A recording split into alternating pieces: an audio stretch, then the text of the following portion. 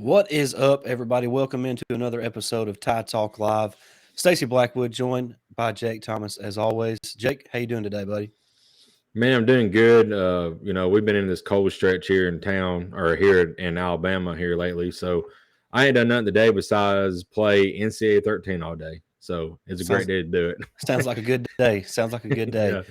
Yep. Speaking of NCAA, Jake, we're going to be talking about some Alabama football here in just a minute. But as always, if you're not already, hit that subscribe button, hit that notification bell, and give this video a huge thumbs up. Jump in the comment section and let us know your thoughts on the Alabama Austin Peay game, and then your early thoughts on the Iron Bowl matchup with the Auburn Tigers. All right, Jake, no sense in wasting time. Let's just dive into yesterday's game, Jake. It wasn't pretty. We were talking before we started recording how it was just kind of a weird game for Alabama. You look at the Hmm. stat sheet, Alabama over 500 yards, just giving up right at 200 yards to Austin Peay, but somehow it felt like Alabama played like poo poo. So, Yeah. I mean, just give us your thoughts on the game, Jake, and how the team performed. I didn't get to see a lot of it. Of course, it was like on the ESPN or an app and saw that. I don't have that, but I did, you know, did get to see the first half a little bit. And I mean, the positives is, Jace McClellan like had an outstanding game. And the other thing that I noticed as well was Jermaine Burton is starting to come around finally, and he's finally he's finally getting his touches, and I just kind of wondered maybe he wasn't as heavily involved as he should have been, in the game plan leading up to this. I'm not sure, but he's come alive the last couple of games. But defensively, the first couple of series they got behind our secondary for a couple plays, but you know, it like you said, it just felt very lethargic, and we've got to remember this ain't the same. This ain't the past Saban teams. It's a different team. But the past Saban teams would put up 34 in the first quarter, Yep. on Austin Peay. So it's just, we won, and I'm glad we won. But it just felt weird, like you mentioned. Right. Yeah, it was Yeah. a weird game. Like you used the word lethargic. That was what it Hmm. was. It was a Hmm. lethargic performance from Alabama. They just kind of did what they needed to do to win. Hmm. And Yeah. and that's basically it. Of course, it was 11 a.m. kickoff, like you mentioned, on ESPN Plus or SEC Hmm. Network Plus, whatever. Just Whatever. something Yeah. stupid. I mean, Yeah. that it takes a rocket scientist to figure out how to even get the game turned on. I was able to watch the whole game, but I have great internet where I'm at, but it kept going in and out because you're trying to stream. It just that was a pain in the butt. The announcers were terrible. I mean, I hate to be Hmm. like that, but the announcers were terrible, and then the players were so lethargic and just not excited, not really happy to be there, didn't Hmm. want to be there. It's 11 o'clock in the morning. It's about 30 degrees outside. So like it was just it was kind of a perfect storm for Alabama to come out and play not flat, but just not to look dominant like they should have against Austin Peay, who obviously Alabama is superior to them, on so many levels. But like you mentioned, Right. Jason McClellan and Jermaine Burton were bright spots for Alabama. Bryce Young played pretty well. The offensive line did a good job of really dominating the line of scrimmage, and the defensive line did that as well. Austin Peay really didn't do a lot on offense in the entire game. That they had a couple of possessions in the red zone in the first half Hmm. off of Alabama turnovers, which is another reason the game looked a little worse than what it really was for Alabama. But a late interception by Jalen Muro probably prevents Alabama from scoring another touchdown there in the game. Which would have put Alabama in the 41 point range. So it was just one of those games where, as a fan, I'm glad it's over. Yeah. It was not fun to watch. It wasn't exciting. Uh, I was excited that Jace McClellan and Roydell Williams were able to get in there and kind of show what they're capable of doing. And hopefully Tyler Steen, the starting left tackle, is not hurt too bad. But I thought Amari Kite done a good job of filling in it for him once he went down there late in the second half or in the first half. But uh, they tested Kool-Aid for some reason there in that game, and he picked him off. Brian Branch just continues to be, to me, the most consistent defensive player for Alabama. Uh, Hmm. of the entire season. I think he's probably going to be the first safety taken in the NFL draft this upcoming draft. So I think he is a special talent, and I'm excited to see kind of what the NFL scouts think of Brian Branch because I think he's phenomenal. Jake, he's incredible against the run because he just doesn't miss tackles. He's a great blitzer. He does a good job of timing blitzes if he's not going to make the sack of disrupting the quarterback in other ways, whether it's back pass or something like that. But he's also improved his coverage skills. He got him a pick yesterday, and it was kind of nice to see this defense force a few turnovers. That's something they have not done all season long. Yeah, that's one of the biggest things that we have harped on about this defense is, the lack of intensity and the lack of turnovers. And they got a couple big ones, yesterday. Maybe that was spark them, for the Iron Bowl. But, I'm just kind of concerned because if this team comes out slow again in the Iron Bowl, I just don't want to see this team come out in the Iron Bowl, next week because it was not pretty at all. Yeah, no doubt. And there's really not, no sense in spending a lot of time on Austin Peay because that game kind of is what it is. It wasn't pretty. Alabama got the win. They shut them out, which is a big deal. I think it's important to point out that the Alabama defense left a goose egg on the board. That's big time because in the first half, Austin Peay had 2 chances to score. They miss a field goal. They go for it on 4th down and goal, and the defense comes up with stops. So to get a shutout against anybody is impressive. So I think that's out. But you mentioned the Iron Bowl, Jake, and I think we can kind of give a quick preview of what we're expecting from this Iron Bowl. And you talked about this Alabama team not coming out flat against Auburn. Jake, if they come out flat, Auburn's going to come out hit them in the mouth because Cadillac has those boys fired up down there on the plains, and I'm so glad that game is not being played in Auburn this year. Oh, we're talking about Juju down there. Yeah.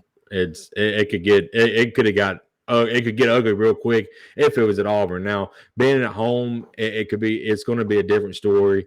I expect probably have a sellout for the Iron Bowl like always.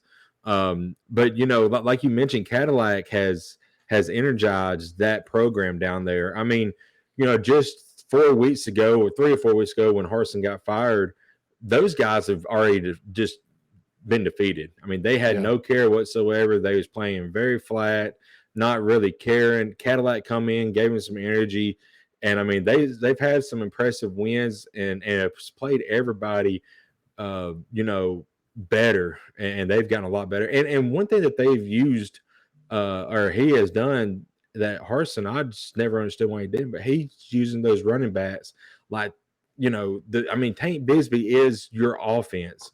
Yeah, Jacquez Hunter is your offense. Yes, yeah, absolutely. They are your offense.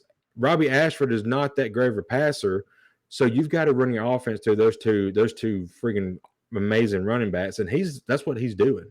And look what the success that they've had. Yeah, and look, a lot of people are hyping up Auburn and Cadillac Williams, and I'm not trying to take anything away from them. They are playing hard, Jake, but they've beaten Western Kentucky, and who'd they beat last week? They beat Mississippi State too. No, they got beat by Mississippi State. Yeah, they went to overtime in that game. Yeah, who was it that they beat? Texas A&M. Texas A&M. Well, everybody's with them. So that's my point. Like, yeah, despite how hard this team is playing for Cadillac, and they are playing better, they hadn't beat nobody, Jake. And Alabama's the better team. Oh yeah, absolutely. Sure, Auburn's going to come out with a lot of emotion in this game, and Alabama's probably going to have to survive that early wave of emotion that Auburn has. But Jake, when it comes down to it, Alabama's a better team. They got Bryce Young. Auburn's offensive line is in shambles. Yeah. Alabama's defense is good at stopping the run. I just don't see how Auburn can consistently, make plays on offense to keep the game close because that Bryce Young and Alabama's offense, despite how they look lethargic in some ways, when they have to, they make plays. Right. And so I just think that, maybe for a quarter and a half or 2 quarters, you're looking at a pretty tight football game because all the emotion that Auburn's playing with. But, the second half of that game, it's probably going to be all Alabama. And I don't know. I think the spread's around 25, which is probably too much. Hmm. I don't think it'll finish there. I think it'll probably finish around 21 or maybe 24. But I just don't see a way for Auburn to win this game because Alabama's still fighting to win 10 games. I know Auburn's going to be fighting to get bowl eligible, but they just don't have enough. It's Hmm. not that Cadillac is not going to have those guys ready. They just don't have enough. Yeah, I mean that's the thing. The talent level is, it's a big difference in this game. Alabama is far more talented team. You know, and you talked about Bryce and the offense making plays when they need to. I mean, we saw that in the Iron Bowl last year. When our backs against the wall and Bryce takes us, that would take us down and lead us. But I honestly feel like even if Alabama has a lethargic showing on offense, if they at least get 30 to 35 points in this game, I think they win and win, by 10 points or so. You're muted. Yeah, I don't see Auburn honestly getting above 17 points in right. this game, Jake. I Yeah. don't see how they could do that. Unless some crazy stuff happens, which, if it was being played in Jordan Hare Stadium, I might feel a little different. I mean, I still Yeah. think Alabama would win, but you know, you always have to account for some crazy stuff happening down there, Exactly. in Auburn. But in Absolutely Tuscaloosa, do. Jake, I just with Bryce Young at quarterback and Hmm. Jameer Gibbs is most likely going to be back, and the way Jace McClellan has played and Jermaine Burton has played the last couple of weeks. I just feel like Alabama's going to have too much firepower, and we're going to be talking about this matchup later on this week. But um, my early thoughts are that I come in inspired.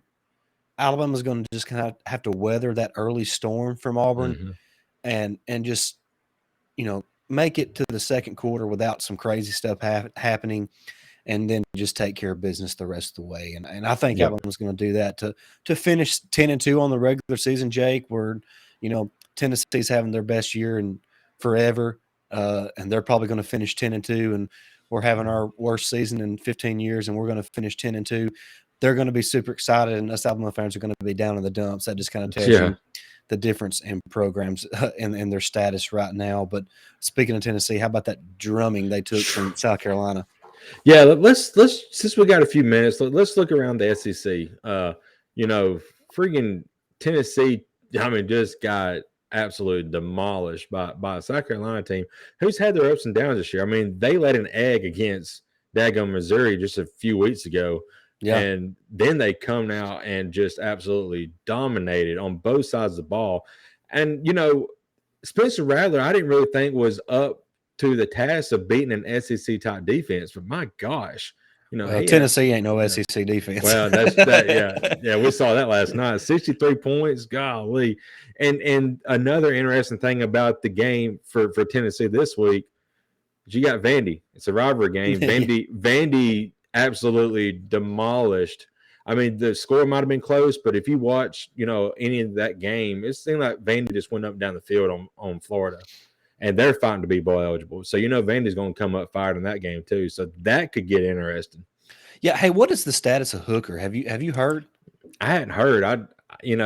I just saw after the game somebody said it could be a significant knee injury. So I hadn't heard anything See, from that.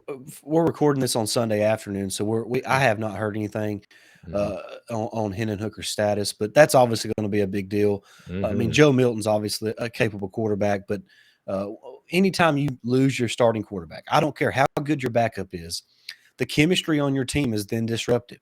Right. So that would be a perfect storm for Vanderbilt, and what a way for them to become bowl eligible if they were able to beat Tennessee when it seemed like Tennessee was had a chance to work their way into the playoffs. So Yeah. what a turn of events over the last 24 hours. And the truth is Alabama was this close to being right back in it, Jake. Mm-hmm. TCU makes the field goal as time expired. Michigan makes the Yeah. field goal to win their game. Ohio State hangs on to beat Maryland. If just a couple of those things don't happen, Jake, Alabama's probably ranked 5th today. Exactly. Yep. It's crazy. So Alabama was that close, and that's kind of how it's been all season for Alabama. Mm-hmm. They're that close to beating LSU and that close to beating Tennessee, and they're undefeated right now and probably number 1 in the country. And when you look at the way Tennessee gets beat by South Carolina, look, I think that's one thing that us Alabama fans have kind of been spoiled on, and maybe we're not thinking about. I think people are kind of starting to come on board right now, but Alabama lost on the road to Tennessee and lost on the road to LSU, both by a combined of 4 points. 4. Tennessee goes on the road, gets boat raced by Georgia, and gets boat raced by South Carolina. Yeah. There's a difference between getting boat raced and, a team having to convert a 2-point conversion and then a team having you miss a kick and then them make a kick to win the game. So Alabama's this close to being undefeated and number 1 in the country, Jake. So I hope that is not bad. Alabama's not been bad this year, but as up and down as this team has looked this season, they're 4 points away from probably being number 1 right now, and headed to another SEC championship game. And Georgia yesterday, Kentucky really blew that game. They had a chance there in the fourth quarter to really make it a game, and they do what Kentucky does. But I just don't think there's a dominant team this year, Jake. I don't think Ohio State's not dominant, Michigan's not dominant, and Georgia's not dominant. They're all really good, but they're not dominant. Right. So it's a strange year. TCU's not dominant. I mean, it took a last second field goal to beat Baylor. So I just and they've kind of been hanging on all year long anyway. But this season's kind of been a weird year all around college football. Yeah, it has been a strange year, and it's not over with yet. I mean, we still got this rivalry weekend, and then we've got all the bowl games too. So I'm just interested to see some of the matchups that play out. Even if Alabama's not going to get in the playoffs, we're going to get a New Year's Six bowl more than likely, and I'd be interested to see who we get. Probably going to be Clemson unless some upsets happen, because the way I see it, Jake, the loser of Ohio State Michigan is probably still going to get in unless it's just an absolute bloodbath. Right. So there's 2 teams right there. Georgia's going to get in because LSU's not going to beat them. So there's 3 teams right there. Unless TCU loses, they're in. Then you still got USC and Clemson. I think they're probably they're going to be out there on the edge. But if they don't get in, I think that's probably going to be Alabama's New Year's Six game against Clemson. So that would be a lot of fun. I think both teams would have a lot of opt-outs, but it would still be a lot of fun because that game would virtually turn into game 1 of the 2023 season. Right. Yeah. Much like that Citrus Bowl was for Mac Jones and all those guys a couple of years ago after Tua got hurt. You kind of got a glimpse at what this Alabama team might look like the next year, and turns out we were right. And I think that's kind of what that game would turn into for Alabama. So I'm still looking forward to it. I'm looking forward to the Iron Bowl, Jake. I think it's going to be a lot of fun, because I think you're going to see Alabama play with a little more emotion in that game than what we've maybe seen, for the majority of this season. Because, like I said, 10 wins are on the line. A New Year's Six bowl game is on the line. So there's still a lot to play for. And I think there's still some pride in that locker room. And I'm looking forward to seeing that on display this weekend. Yeah, I agree 100%. It's not championship, this year, but there, like you said, there's still a lot to play for, and it's going to be up to the coaches to get the guys motivated, and say, hey, especially the underclassmen, you're playing for your future, you're playing for your spot next year. So let's go out there and make it happen. So I expect the boys to come out strong and play well against Auburn and play well in their New Year's Six bowl. Yep, no doubt. But I'm excited about all that. And we're going to talk more about the Iron Bowl later this week. Yeah. But that's going to wrap up this episode. Thank you so much for watching. If you haven't already, hit that subscribe button, hit that notification bell, and give this video a thumbs up. And like we said, jump in the comments and let us know your thoughts on the Alabama performance against Austin Peay, and your early thoughts on the Iron Bowl matchup with Auburn down there in Tuscaloosa this upcoming weekend. But for Stacey Blackwood and Jake Thomas, this has been another episode of Tide Talk Live. And until next time, roll Tide. Roll Tide.